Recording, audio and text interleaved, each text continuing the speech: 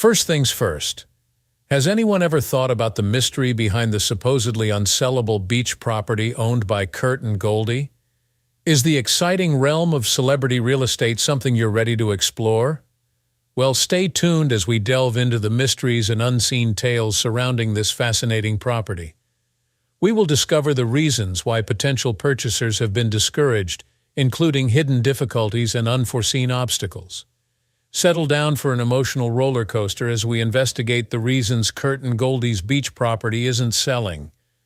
But first, I'd want to tell you all about Kurt and Goldie and their fascinating seaside mansion. Kurt Vogel Russell came into this world in Springfield, Massachusetts at Wesson Maternity Hospital on March 17, 1951. Massachusetts was his home. His dad, Bing Russell, was in the entertainment industry as well. His first television appearance was in the 1963-1964 Western series The Travels of Jamie McFeeters, which he did when he was 12 years old. His character as Dexter Riley was featured in several films when he signed a 10-year contract with the Walt Disney Company in the late 1960s. These films included The Computer Wore Tennis Shoes, 1969, Now You See Him, Now You Don't, 1972, and The Strongest Man in the World, 1975. Russell wed Susan Hubley in 1979. They had met on set of Elvis. Hubley was an actress. Boston, their son, was born to them on February 16, 1980. After his marriage to Hubley ended in 1983, Russell began an affair with Hollywood star Goldie Hawn. Swing Shift and Overboard both featured her as an actor, and she had previously appeared in 1968's The One and Only Genuine Original Family Band. Additionally, American actress and producer Goldie Hawn came into this world in Washington, D.C., USA on November 21, 1945. Throughout her long career, she played a number of cinematic comedies as endearing, although little insecure female leads. She rose to prominence in the field of comic acting after receiving high marks for her charming and vivacious performances. Hawn started dance lessons when she was 3 years old. Maryland was Hawn's home from birth. After finishing high school, she wasted little time getting her acting degree from American University and started teaching dance. Her dancing career began in the summer stock theater chorus lines and continued into discos as a go-go dancer. She later achieved great success in the world of dance. She landed the part of the quirky next-door neighbor on the 1967-1968 comedy Good Morning World when an agent saw her in a chorus line for a TV special in 1967. Although she appeared briefly in the 1968 Disney film comedy The One and Only Genuine Original Family Band, her breakthrough came when she appeared on Rowan and Martin's Laugh-In, 1968-1970, a humorous variety program. Kurt Russell and Goldie Hawn have been together since 1983, making them one of Hollywood's longest-lasting partnerships. They have been an item for quite some time, even though they have never exchanged wedding vows. In the 40 years since their wedding, the pair has shared screen time, blended families, welcomed a son into the world, and become grandparents to 7 children. Everything you wanted to know about the relationship between Goldie Hawn and Kurt Russell, from their television appearances together to the fact that they are now grandparents, is right here. The two actors initially crossed paths in 1968 while filming The One and Only Genuine Original Family Band, a live-action musical featured by Disney. But they didn't start feeling romantically interested in one another for another 15 years. Kurt made a strong first impression on Hawn despite their age difference of more than 6 years and their shared aversion to dating other artists. At Russell's audition for the film Swing Shift, Hawn and Russell reconnected some 17 years later. When Goldie showed up to read with Kurt, he was severely hungover and put his worst foot forward by saying whatever came to mind. Nonetheless, the pickup line worked out. They went on their first date not long after, and things got a bit wild. After a night of swing dancing at Los Angeles' Playboy Club, Russell told the story during his appearance on Harry. The evening began with this musical performance. Hawn and him then decided that the night wasn't over yet, and headed to a house she had started refurbishing not long before. Hawn claims that Russell's interactions with her children, Oliver and Kate, were the spark that ignited the intensity of their relationship. This is based on her experience as a mother from her first marriage to Bill Hudson. The couple welcomed their first child, a boy named Wyatt Russell, after a 3-year relationship. The blended family that the couple had previously established included Wyatt, Hawn's kids Oliver and Kate, Russell's son Boston, and Susan Hubley, Russell's ex-wife. Wyatt is the sole offspring of Kurt and Hawn's union. In addition to being the perfect offspring of his famous parents, the actor is only the latest in a long line of actors to have been struck by fame. Wyatt has become well known with his roles in 22 Jump Street, Overlord, and The Woman in the Window, in addition to his renowned parents and siblings. He has also made appearances in Under the Banner of Heaven, a real crime story, and Marvel's The Falcon and the Winter Soldier, 2 miniseries. He and Kurt were both cast as co-stars in the 2024 Apple TV Plus series. Built in the 1970s, the Broad Beach property has had 2 waves of modifications since then. The interior, which spans 4,195 square feet and features distinctive finishes and tropical touches, is adorned with stone. Balinese figures are strewn about, and the formal sitting space is framed by hand-carved wood columns. On the top level, you'll find a renovated chef's kitchen with views of the ocean, a 2-story great room with windows that go all the way to the ceiling, and a foyer that has a chandelier. In another section of the structure, you'll find an office with hardwood flooring and beamed ceilings, as well as a lavish walk-in wet bar. In addition to 4 bedrooms and 4.5 bathrooms, the master suite has expansive views of the great room and the ocean from its 2 balconies. The backyard maintains the same color palette. A flagstone patio serves as the foundation for an outdoor kitchen, while carved wood columns hold up a gazebo with a fireplace.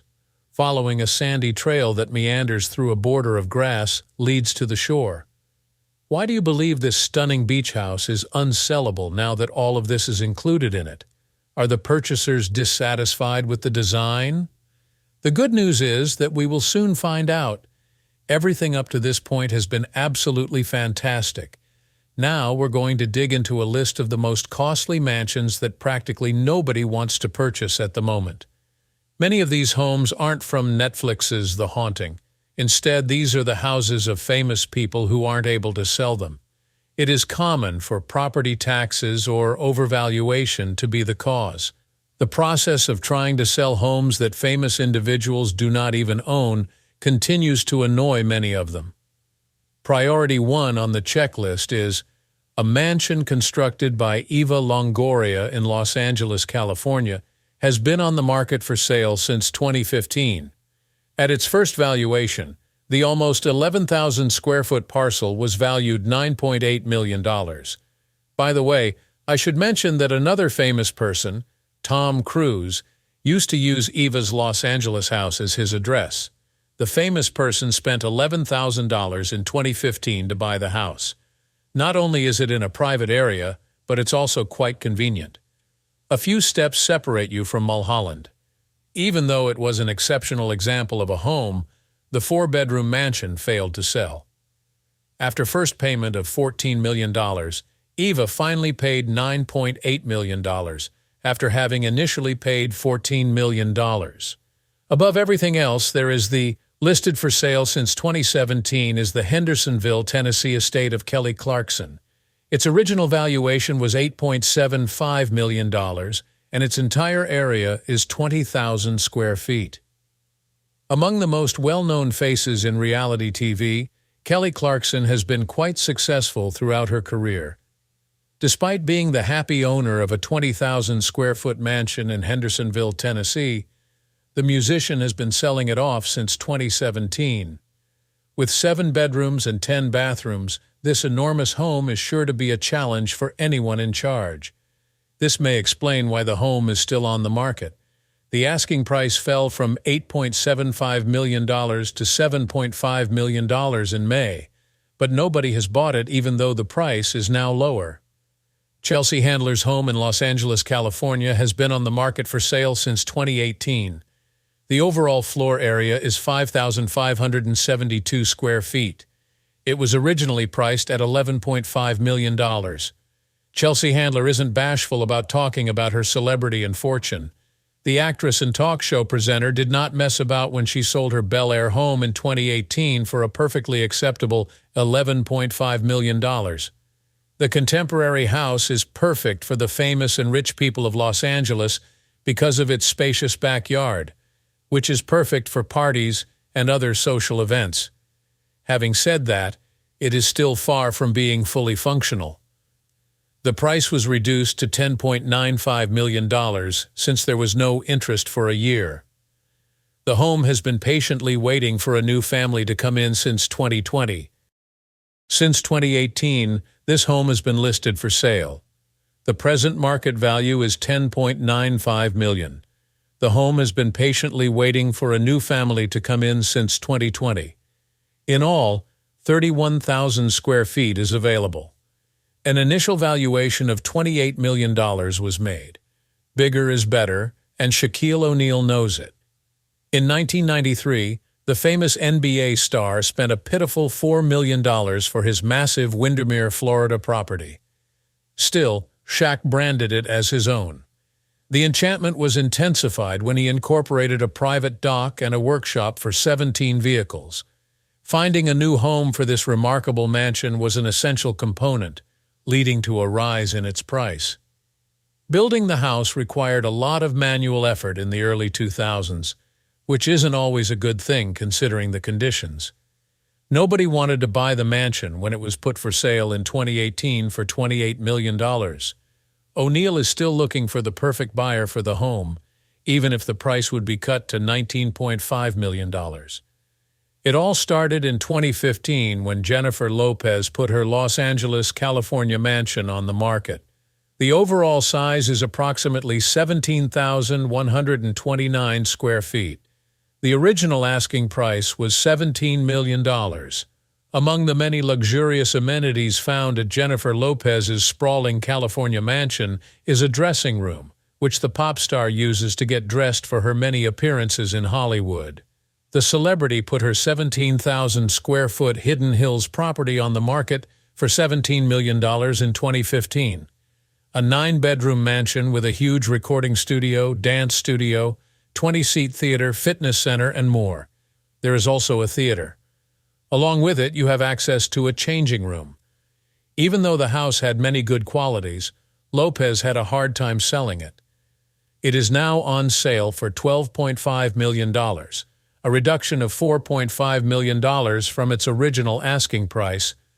Lopez plans to stay put in her current New York, Miami, and Bel Air houses for the time being. It is likely that the house did not sell due to the high property taxes in California, a state known for having nearly as expensive taxes as New York, and home to major firms like Apple. Certainly, that does not seem to be the most likely reason. Kelly is liable to a property tax rate that is much lower. The property tax rate is substantially lower than Ohio's. A home in the state may fetch an estimated $385,000.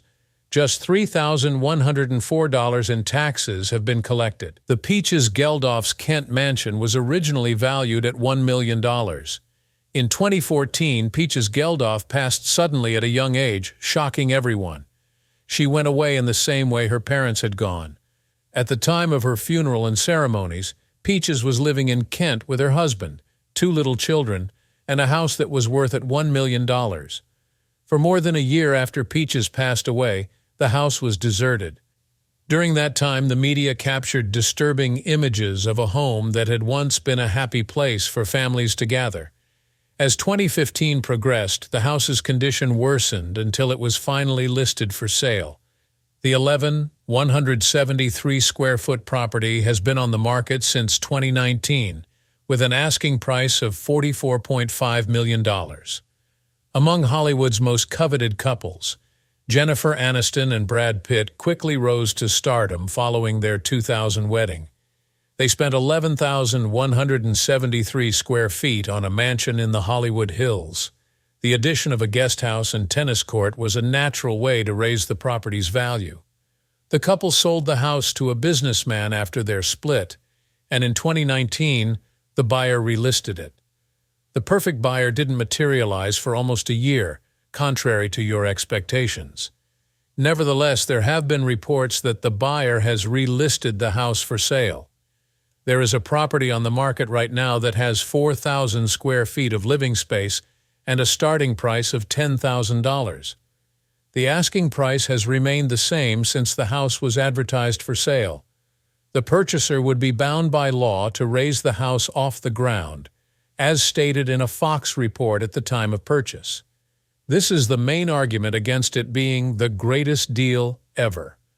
It sits on property that the New Jersey Municipal Planning Board has approved for use as a community development. Although buying the home would necessitate its immediate relocation, doing so would be financially unfeasible due to the high cost of reclaiming the land below it from the city. There has been an opportunity to acquire this 56,000 square foot property since 2012. An initial assessment put the value at $29 million. The initial asking price for Michael Jordan's 56,000 square foot home was $29 million.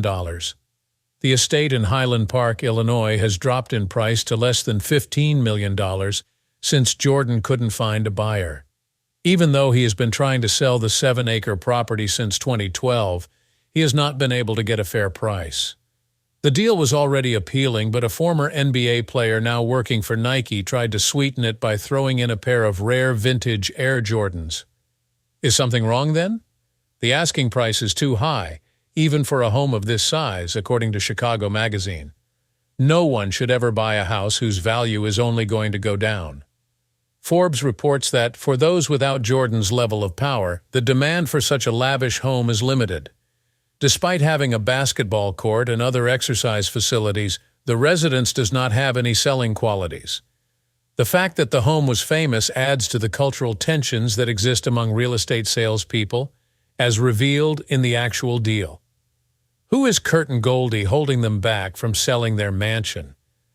The 4,195 square foot property, which had an initial valuation of $14.8 million, has been on the market since 2011.